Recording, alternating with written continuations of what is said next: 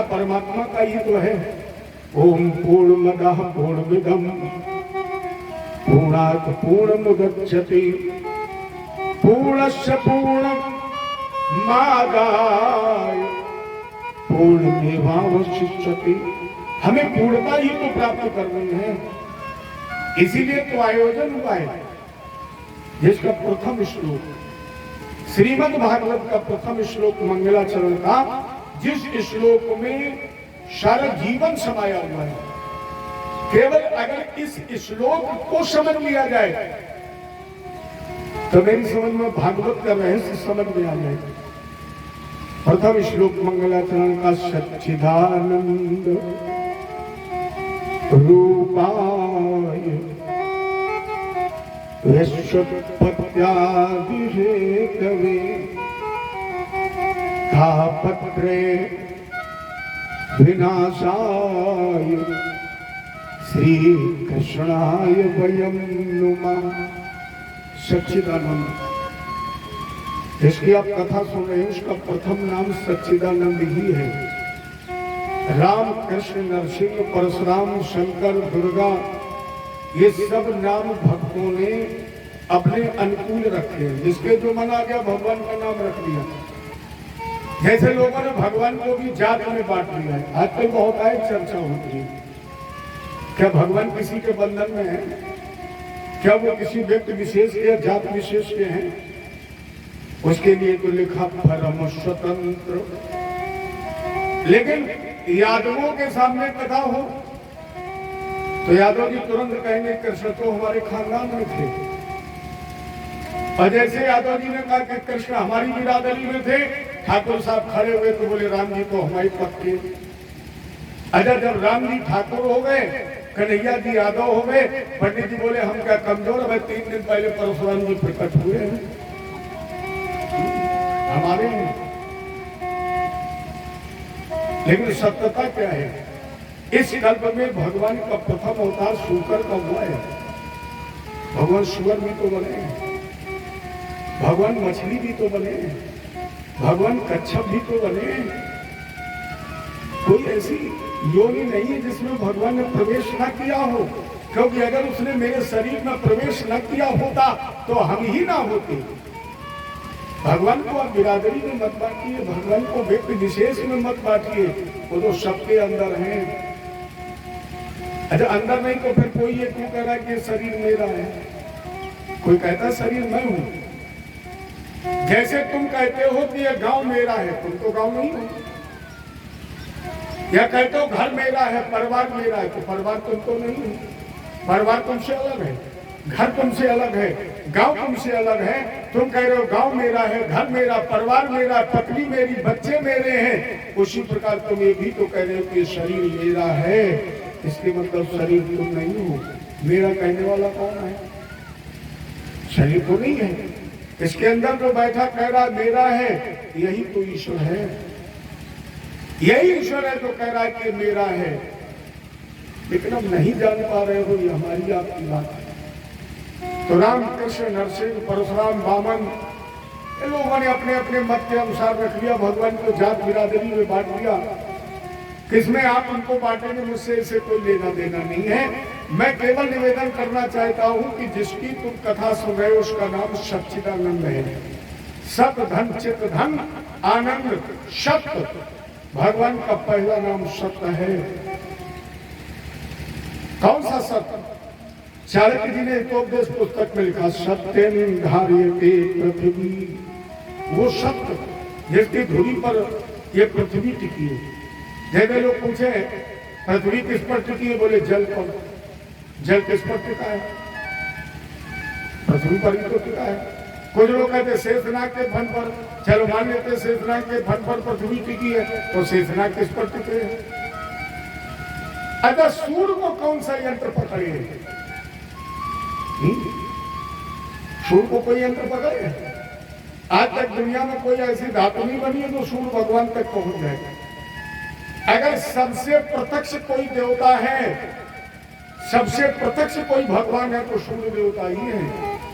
जो सुबह सुबह आकर के अपने जीवन का अंधकार समाप्त कर देते हैं, इससे प्रत्यक्ष देवताओं को हो सकता है। अगर यह प्रकट ना हो तो जीवन का अंधकार कभी समाप्त होगा? अज्ञानता रूपी अंधकार यही तो समाप्त करते तो सत्येन धार्यते पृथ्वी सत्येन तपते रवि सत्येन वायुश्च सर्वे सत्यम प्रतिष्ठितम। वो सत्य जिससे हवा चलती है, जैसे सूर्य प्रकाश देता है, जिसकी धुरी पर पृथ्वी टिकी है। राजेंद्र, जहां तक तुम्हारी दृष्टि पहुंच रही है, जो भी तुम्हें दृष्टिगोचर हो रहा है, वो सब सत्य की धुरी पर ही टिका है, इसलिए उसका प्रथम नाम है सत्य। अरे आपने कृष्ण जन्म की कथा बहुत बार सुनी होगी, टीवी में भी तो रोज आती है। तो जब कथा सुनी होगी तो कृष्ण जन्म में जब कन्हैया जी का प्राकट्य होता है तो लोग 9 बार भगवान को सत्य कहकर बुलाते हैं। किसी ने नहीं कहा कि राम जी तुम आ जाओ, कृष्ण तुम आ जाओ, नहीं, देवताओं ने बुलाया का सत्य व्रतम सत्य परम सत्यम और सत्य योनिम निहितम च सत्य सत्य सत्यमृत सत्य नेत्रम सत्यात्मकम काम शरणम प्रपन्ना। प्रभु आपकी प्रतिष्ठा का श्रेष्ठ साधन सत्य है। आप पारमार्थिक सत्य हैं, आप पूर्णता सत्य है, आप आदि मध्य कभी ना होने वाले अंत में सत्य हैं। ऐसे सत्य स्वरूप प्रभु हम आपको प्रणाम करते हैं। अगर संक्षिप्त रूप से कहा जाए तो गोस्वामी जी ने भी कहा है, धर्म न दूसर सत्य समाना।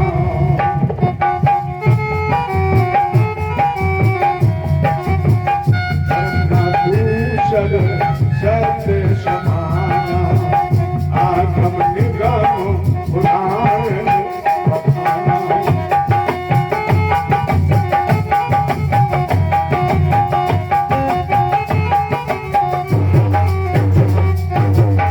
धर्म का दूसर सत्य समाना आगम निगम पुराण बखाना। अर्थात जो जिसकी कथा सुन रहे उसका प्रथम नाम है सत्य।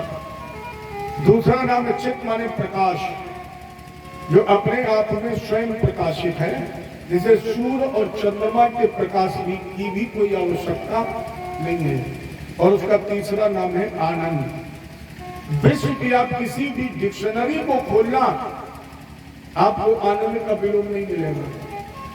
सुख का दुख है, हर्ष का विषाद है, जन्म का मृत्यु है, लेकिन आपको आनंद का विलोम नहीं मिलेगा, क्योंकि आनंद कहीं सांसारिक विषयों में है ही नहीं। आनंद परमानंद की शरण में। यही कृष्ण जन्म में ही हम लोग जब जन्मोत्सव मनाते हैं, एक लाइन गाते, नंद के आनंद भयो। कोई कहता है कि नंद के कृष्ण भयो, किसी ने आज तक कहा है कि नंद के घर में माधव का जन्म हुआ है। यही तो लोग कहते हैं, नंद के आनंद भयो। नंद के घर में किसका जन्म हुआ? आनंद का। और जब आनंद का जन्म हुआ तब लोगों ने उसका नाम रखा कृष्ण और कह दिया जय कन्हैया लाल की। अर्थात उसके नाम में 3 वाक्य हैं, सत्य, चित और आनंद। इसी पर यह दुनिया टिकी है। और जब उसके 3 नाम में वाक्य है तब वो 3 काम भी करता है। विश्वोत्पत्त्यादि हेतवे, विश्व की उत्पत्ति, विश्व का पालन और संहार। और इन तीनों क्रियाओं को संपादित करने के 3 स्वरूप, ब्रह्मा, विष्णु और महेश। 3 प्रकार की माया, माया, योग माया, महामाया। माया ब्रह्मा जी के पास सृष्टि की संरचना, योग माया भगवान विष्णु के पास पालन, और महामाया भगवान शंकर के पास उपसंहार। कितनी देर में पलक उठती है आंख की, निर्माण हो जाता है। पलक रुकती है, इतनी देर में पालन हो जाता है। और पलक झपकती है, इतनी देर में संहार हो जाता है। ताप त्रय विनाशाय, जो 3 प्रकार के ताप हैं, दैहिक दैविक भौतिक, इन तीनों तापों का विनाश करने वाले श्री कृष्णाय। केवल कृष्ण की चरण वंदना नहीं है, श्री रास राजेश्वरी महारानी राधा की है। श्री कृष्णाय रास राजेश्वरी महारानी राधा जी और यदुकुल भूषण भगवान कृष्ण को, क्योंकि राधा तू बल भागिनी, कौन तपस्या की, 3 लोक तारण करन, सो तेरे आधीन। ये राधा मोरी स्वामी, मैं राधे रूपदास, जन्म जन्म मुझे दीजियो, श्री वृंदावन वास को कृष्ण बरसाने वाली, सुन बरसाने वाली, गुलाम तेरो बनवारी।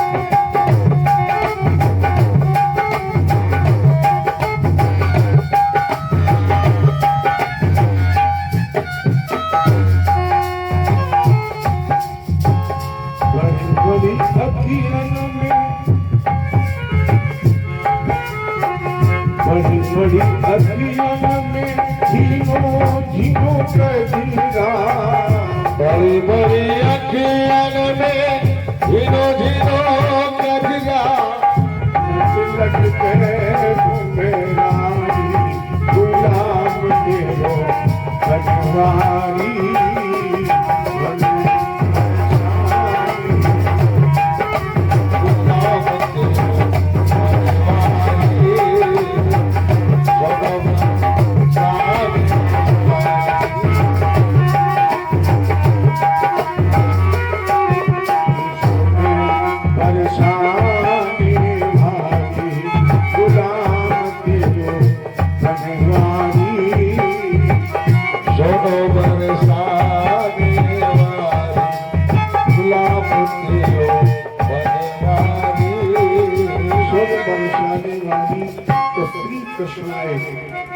हम सभी प्रणाम करते हैं। इसके पश्चात श्री सुखदेव जी की चरण वंदना की गई है। प्रभजन मन भेद मपेद कृत्यम दयपायनो विरह का तन आजोहाओ, पुत्रेण तन्मय कया गर्भोभिने दुस्तम सर्वभूते हृदयम मनमानतोषी। परमंश अवधूत संस्कार शून्य अजान बाहु, जन्मति ही जग दुख निरत, नरा लपेटे अंग भाग चले सुखदेव जी, लगे पिताजी संग। जन्मत ही जब दुख विरक्त, तत्का भवत भगवान व्यास पुत्रो व्यासपुत्र दिगंबरम भक्त विकीर्ण केशम, इनके तन पर एक धागा नहीं है, जिनके केस उलझे हुए हैं, वर्ण जिनका श्याम है, ऐसे परमहंस अजान बाबू श्री सुखदेव जी महाराज के चरणों में हमारा प्रणाम नमन कोटसर नमस्कार है। इसके बाद आधार बनाया गया नैमिष को। नैमिषे सूतमासीनम भिवाद महामतिम कथामृत रसस्वाद कुशलोशंकुश ब्रवीत। एक बार नैमिषारण्य क्षेत्र में इसी तरह व्यासपीठ का निर्माण हुआ और सम्मुख जिनके 88,000 शौनकादिक ऋषि एकत्रित हुए। प्रधान शौनक जी को बनाया गया। व्यासपीठ पर सूर्य जी के अर्चन बंदन के बाद शौनक जी ने कुछ जिज्ञासाएं रखी। हमारा जी कलयुग धर्म न ज्ञान विवेक हो, कलयुग में न धर्म है न ज्ञान है न विवेक है। तो इस अविवेकी समय में, अज्ञानी समय में व्यक्ति का कल्याण कैसे हो? अज्ञान ध्वंस विध्वंस कोट शूर शब्द। तो अज्ञानता का विध्वंस करने के लिए आप कोई ऐसी ज्योत, कोई ऐसा तेज, कोई प्रकाश, कोई दीप जिसकी छत्र छाया में जाने से हमारी अज्ञानता का विनाश हो जाए। और तेज कितना कोट शूर संप्रभ, जिसके अंदर करोड़ों सवार सूर्य के समान तेज प्रकाश आभा हो। अज्ञान ध्वंस विध्वंस कोटि शूर संप्रभ श्रोताध्यायी कथा सारम मम कर रसायनम। कथा का जो निचोड़ हो, कथा का जो रस हो, कथा का जो तत्व हो, वो मेरे कानों को रस मानी अमृत की तरह मीठा लगे। भक्ति ज्ञान विराग आपको जिसके श्रवण करने से, जितनी छत्र छाया में जाने से भक्ति ज्ञान वैराग्य की वृद्धि हो जाती। वैष्णव कृत्य कथम से वैष्णव लोग बड़े प्रेम से कहते हूँ, बड़े प्रेम से सुनते हूँ। या वैष्णव लोग जिसे क्रियात्मक रूप में अपने जीवन में धारण कर लेते हैं। प्रेक्षक गुरु प्रीतो वैकुंठम योग दुर्लभम। जो वैकुंठ बड़े बड़े योगियों को दुर्लभ है, उस दुर्लभ वैकुंठ की भी मुझे प्राप्ति हो जाए। कोई ऐसी ज्ञान की ज्योत जलाइए। सूर्य जी ने कहा शौनक महात्मा, मानव कल्याण के लिए तुमने बहुत सुंदर जिज्ञासा रखी है। प्रीति शौनक चित्ते हतो वत्व विचारचा सर्व सिद्धांत निष्पन्नम संसार भयनाशनम। महात्मा, हम तुम्हारे सामने वो ज्योत जलाने जा रहे हैं, वो ज्ञान की गंगा बहाने जा रहे हैं, जिससे संसार के दुखों का विनाश हो जाएगा। अब जरा विचार करिए, कोई ऐसा व्यक्ति आपको जीवन में मिला है जिसने कहा हो कि हम पूर्ण सुखी हैं? कोई मिला? कहेगा महाराज कि सब कुछ ठीक है, लेकिन एक बेटा नहीं ठीक है। कोई ऐसा व्यक्ति नहीं है। अगर जिनसे तुम पूछते हो महाराज जी मेरा भविष्य बताओ, बड़ा दुखी हूं मैं, यार कभी महाराज जी से पूछा कि तुम कितने सुखी हो? अच्छा, निवेदन कर दो एक बहुत अच्छी बात, कभी भी भविष्य जानने की कोशिश मत करिए, कभी मत जानिए। अच्छा, आपने मान लीजिए मुझसे पूछ लिया, सपोर्ट करो, मैं तो जानता नहीं, कुछ बताना। मान लीजिए आपने मुझसे पूछा महाराज जी मेरा समय कैसा है, और मैंने आपसे कह दिया कि आज के 15वें दिन तुम्हारा मोटरसाइकिल से एक्सीडेंट हो जाएगा, और ना हुआ तो क्या हम पर हाईकोर्ट में केस करेंगे? लेकिन अगर हमने तुमसे कह दिया कि 15वें दिन तुम्हारा एक्सीडेंट हो जाएगा, ईमानदारी से बताना, चौथे दिन तुम्हें रोटी अच्छी लगेगी? 24 घंटे चिंता लगी रहेगी। कानपुर से पंडित जी आए थे, बता दिया कि 15वें दिन एक्सीडेंट हो जाएगा, न मन से मोटरसाइकिल चलेगी, नहीं होगा तो हो जाएगा। भैया कल किसने देखा है? वर्तमान में जितना अच्छा जी सकते हो जी लो, भविष्य की चिंता मत करो। अरे रात में सो जाओगे, मर जाओगे, पता नहीं सुबह आँख खुले ना खुले। सो गए माने मर गए। अरे जब तक आँख खुली है तब तक बढ़िया जी लो, बढ़िया पहन लो, बढ़िया खा लो। सो जाओगे, इसके बाद क्या होगा क्या पता है? रात में सो गए, चिंता कल की कर रहे हो।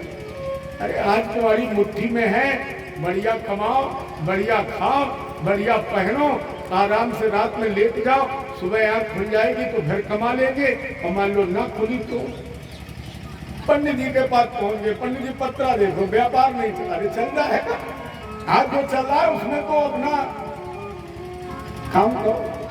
इसलिए भविष्य कभी किसी से जानने की कोशिश मत करिए। यहाँ कोई सुखी नहीं है, सब दुखी है। अच्छा आँख खोल के देख लो, जिनके घर जमीन है उनसे पूछो वो सुखी है? अच्छा अगर घर जमीन वाले सुखी नहीं है तो जिनके नहीं है वो सुखी है? ईमानदारी से बताना, जिनकी शादी हो गई वो सुखी है?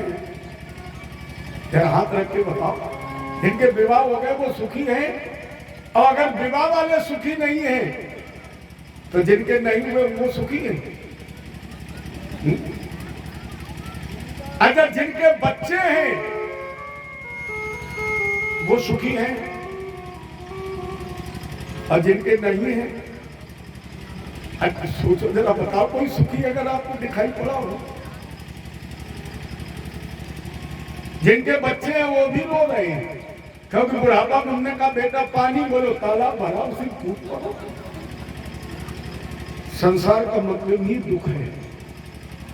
सा माने वह, न माने नहीं, सार माने तत्व। जिसमें कोई तत्व नहीं है उसका नाम है संसार। ये दुखों का सागर है। और प्यारे तुम यहाँ कदम कदम पर सुख ढूंढ रहे हो। जितना तुम सुख ढूंढने की कोशिश करोगे निश्चित है दुख तुम्हारा उतना ही पीछा करेगा। इसलिए संसार भय नाशनम। अगर संसार की हर बीमारी की दवा चाहते हो तो मेरे ठाकुर जी से जुड़ जाइए, सारी बीमारियां खत्म हो जाए। मैं नहीं कह रहा हूं। अपने यहाँ एक बहुत अच्छे संत हुए प्रभुदत्त ब्रह्मचारी जी, भागवत के उद्भव विद्वान थे, अब तो गोलोकवासी हैं।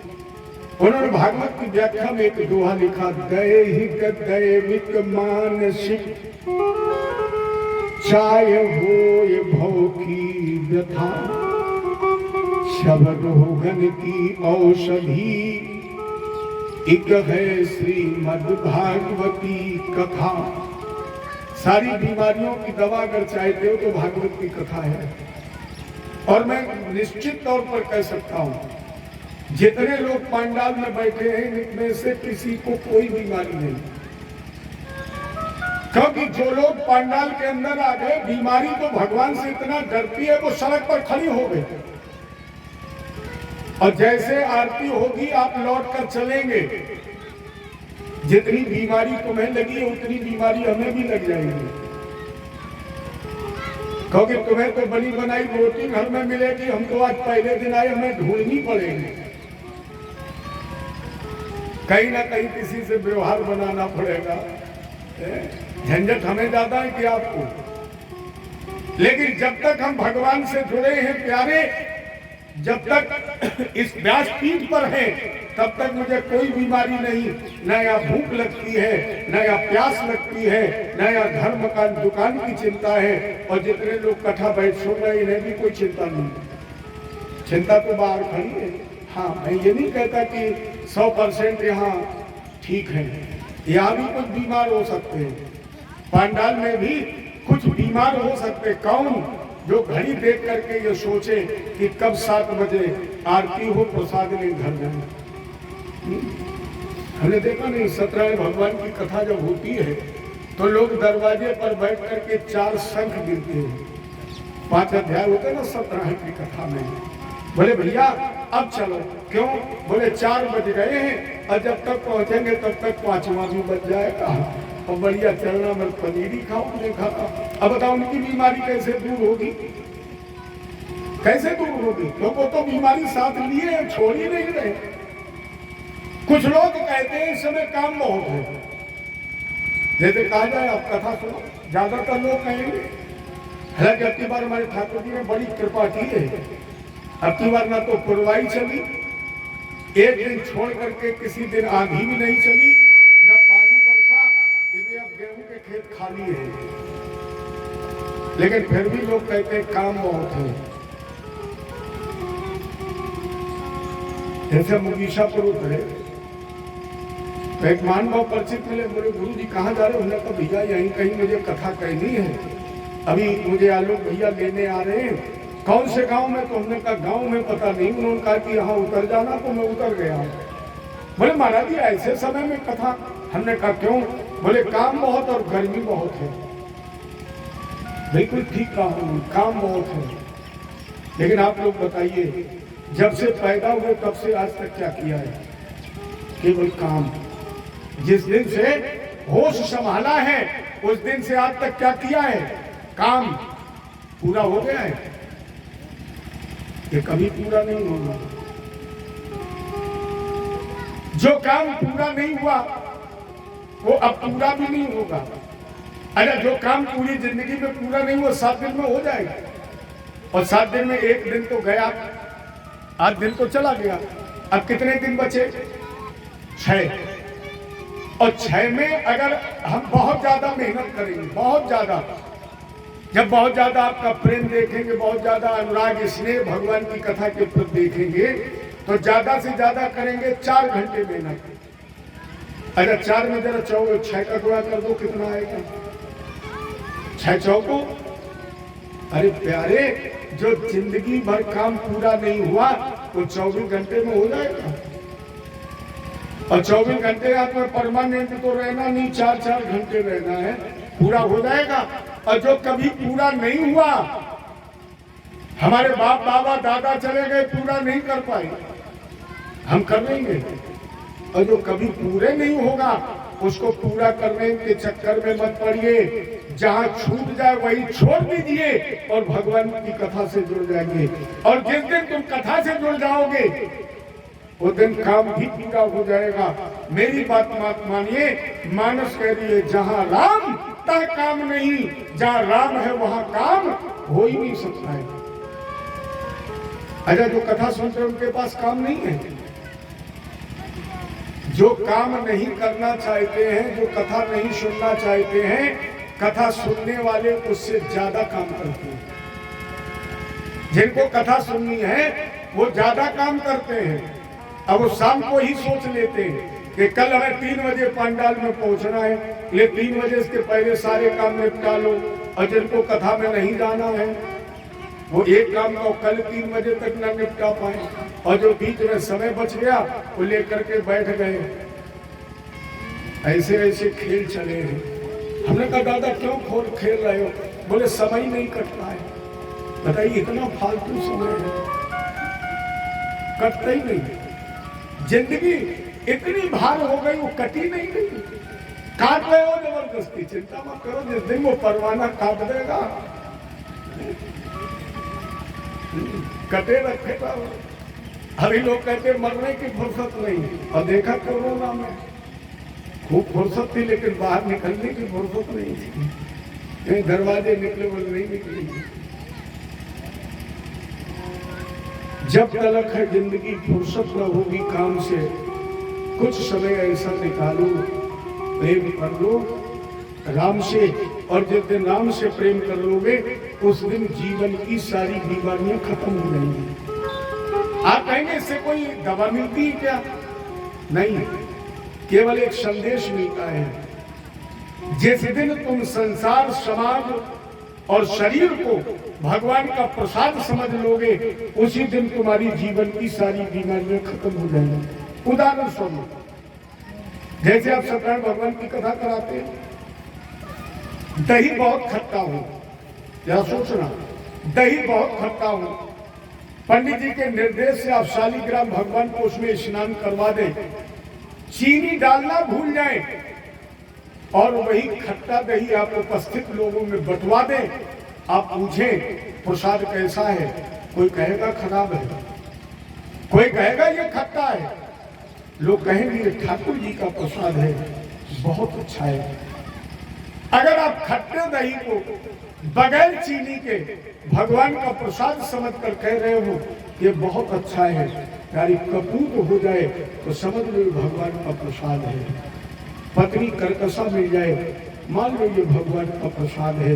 पत्नी जुआरी मिल जाए, पति शराबी मिल जाए, मान लो ये भगवान का प्रसाद है। और जिस दिन तुम्हारे मन में ये भाव आ जाएगा कि ये जगत भगवान का प्रसाद है, उस दिन तुम्हारे अंदर कोई दुख तभी तो है जब तक तुम इन्हें अपना समझ रहे। अच्छा, अपेक्षा जहां है वही तो दुख है। नहीं तो बेटा तो अपना काम कर रहा है, अन्यथा मत लेना। कब तुम रोते हो, कब तुम हंसते हो, ये तुम्हारा गुण है, तुम्हारे बेटे का नहीं है। जब मन आए तब हंसो, जब मन आए तब रो, वो तो अपना काम कर रहा है। जैसे बच्चा जब माँ के पेट में था तब क्या करता था, लाते मारता था। और जब माँ को लाते मारता था माँ रोती थी? नहीं रोती थी, हंसती थी, पति को बताती थी, पति परिवार को बताता, सभी लोग बड़े प्रसन्न हो जाते थे। मारता ही तो था। अच्छा, बच्चे का जब जन्म हो गया, माँ की गोदी में आ गया, तब क्या करता है? तभी लाते को मारता है। बाबा की गोदी में जाए तो लाते मारे, गाड़ी पकड़े तो न बाबा रोता है, न बाप रोता है, न माँ रोती है, सब बड़े प्रसन्न होते हैं। और वही जब 50 साल का हो के तुम्हें मारता है तब क्यों रोते हो? कोई ने तो मार नहीं सीखा। माँ के पेट में था तब भी मारता था, माँ की गोदी में आया तब भी मारता है, और माँ के बराबर हो गया तब भी मारता है। तो जब तुम्हारा मन हो तब रो लो, और जब मन हो तब हंस लो। बेटा तो इसीलिए आया ही है। अरे तुमसे पूछा जाए कि बेटे की तुम्हें आवश्यकता क्यों है? जिनके बच्चे नहीं हैं, अगर उनसे पूछा जाए कि तुम्हें बेटे की जरूरत क्या है, क्यों है, तो यही तो कहता है कम से कम लाठी तो मार देगा। और जिसको तुमने लाठी मारने के लिए पैदा किया वो लाठी मार रहा है तो रो क्यों रहे हो? रोना बंद कर दो, वो अपना काम कर रहा है, यानी तुम अपना काम करते रहो। संसार भय नाशनम। अगर इस तरह की बीमारियों की दवा चाहते हो, अगर संसार के सारे भयों का विनाश चाहते हो, तो हमारे भागवत जी की कथा से जुड़ जाइए। और जुड़ने पर एक ही आपको काम करना है, सावधान से सुन। केवल इस कथा को आप सावधान होकर के सुने। तब तक सुने जब तक मन लगे, और जब मन ना लगे तो फिर ये न कथा सुने।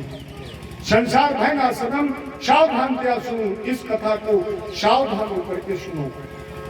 जैसे आपको डॉक्टर दवा दे और ये कहे कि आप दवा 4-4 घंटे में सेवन करें, तो मरीज का दायित्व क्या बनता है कि दवा का सेवन 4-4 घंटे में करें। और मरीज सोचे कि 4-4 घंटे में कौन 4 बार खाएगा, चारों खुराकें एक ही बार खा ले। तो मेरी समझ में न मर्द रहेगा और न मरीज रहेगा। अरे डॉक्टर ने कहा दवा 4-4 घंटे में खाइए, और मरीज को दवा 4-4 दिन में खाएं, ठीक हो जाएगा? डॉक्टर के निर्देशन में मरीज का दायित्व बनता है कि वो दवा का यथोचित समय के साथ सेवन करे। तो सुखदेव जी इस संसार की बीमारी के डॉक्टर हैं, और उन्होंने दवा दी है परीक्षित को, और एक पथ दिया है, सावधान से आप सुन। इस कथा को सावधान होकर के सुनो। मन विचलित हो जाए तो फिर मत सुनो, क्योंकि ये कथा श्री राम की है, ये है शोभा राम की। ये कथा श्री राम की है, ये है शोभा राम की।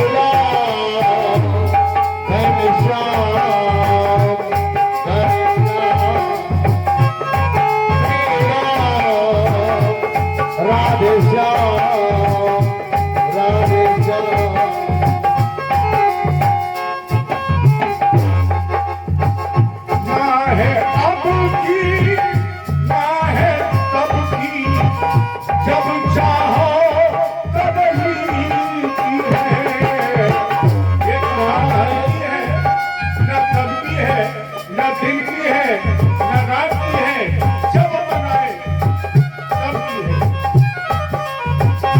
ना है अब की ना है तब की, जब चाहो तब ही की है।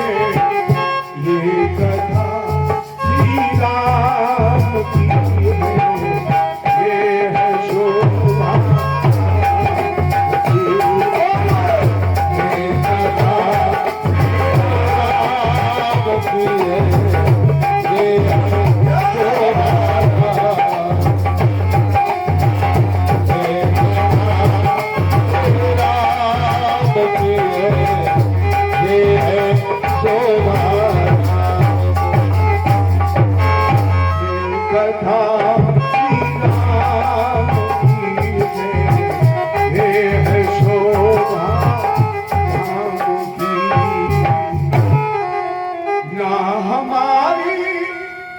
ना तुम्हारी।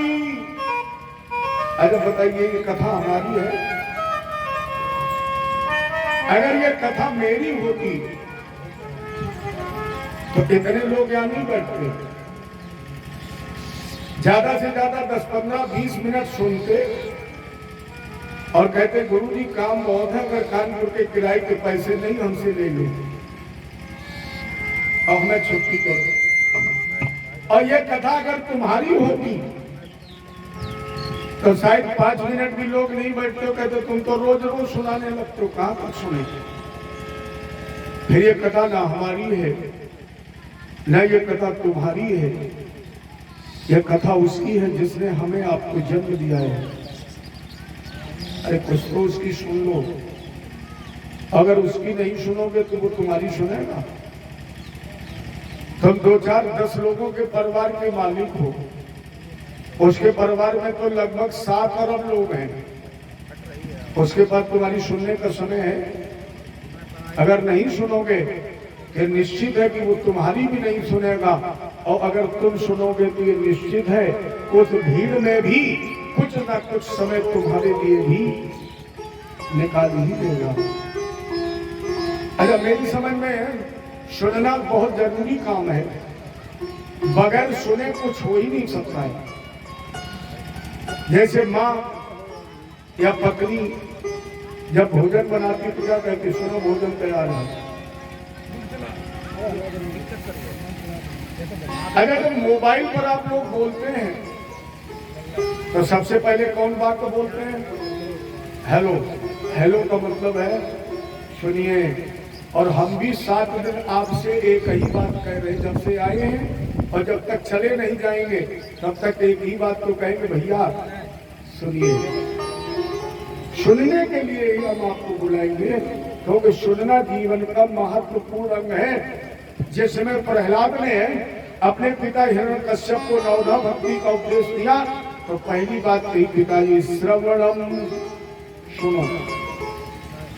गोपियों ने जब भगवान को महाराष्ट्र में ढूंढा और गोपी गीत के रूप में श्लोक गाए 19, तो 9वें श्लोक में गाया श्रवण मंगलम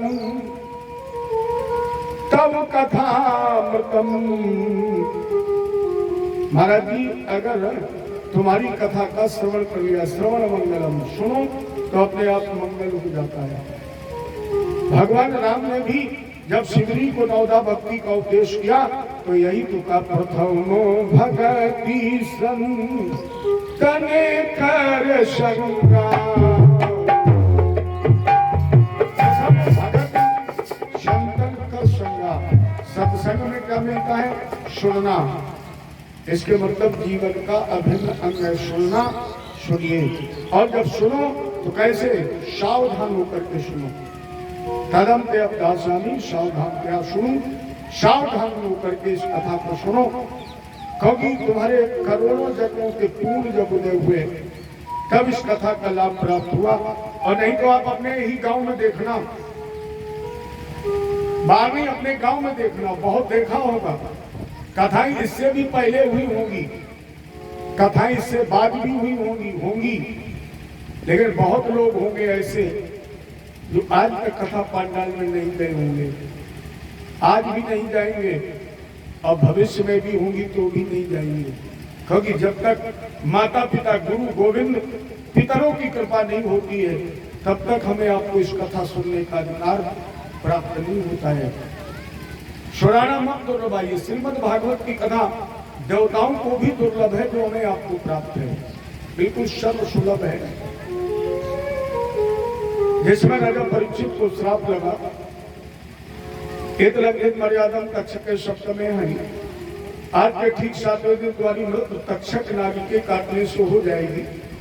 तो देवराज इंद्र अमृत कलश लेकर के राजा परीक्षित के पास गए और कहा, राजेंद्र भागवत जी की कथा हमें दे दो, अमृत तुम ले लो। राजा परीक्षित मुस्कुरा बोले, क्वाम सुधा क्वाम कथा लोके और क्वाचा कमल महान। अरे देवेंद्र, कहा ये तुम्हारी कथा अमृत और कहा हमारी कथा, अंतर क्या है? बोले अमृत है फूटा हुआ कांच और भागवत है मणियों में महान मणि। अब ऐसा कौन पागल होगा जो फूटे हुए कांच के बदले मणि दे देगा? तो देवता ब्रह्मा जी के पास पहुंचे। ब्रह्मा जी ने कहा 7 दिन इंतजार तो करो, आखिर इस कथा का परिणाम क्या है। और जैसे 7वें दिन कथा का विश्राम हुआ, सप्ताहे श्रवणे चैतत सर्वथा मुक्तिदायकम। जैसे 7वें दिन कथा का विश्राम होता है, वैसे जो भी सुनता उसके सारे बंधन कट जाते हैं। तो ब्रह्मा जी ने देखा राजा परीक्षित को लेने के विमान आ गए। परिणाम स्वरूप ब्रह्मा जी ने सत्यलोक में तुला उठाई करा दी। सत्यलोके तुलाम बद्ध्वा, एक पल्ले पर अमृत कलश रखा और दूसरे पल्ले पर एकम भागवतम नाम, भागवत नाम का ग्रंथ रखा। और जैसे कांटा उठाया तो जिस पल्ले पर अमृत कलश रखा था, लघुन्यानी, वो हल्के हो गए। हमारी भागवत जी में वो गुरुता, वो गरिमा, वो प्रभाव था। एक जगत व्यवहार के सारे संसाधन सूक्ष्म हो गए। तो ब्रह्मा जी ने भी घोषणा कर दी कि अमृत से बढ़कर श्रीमद् भागवत की कथा है।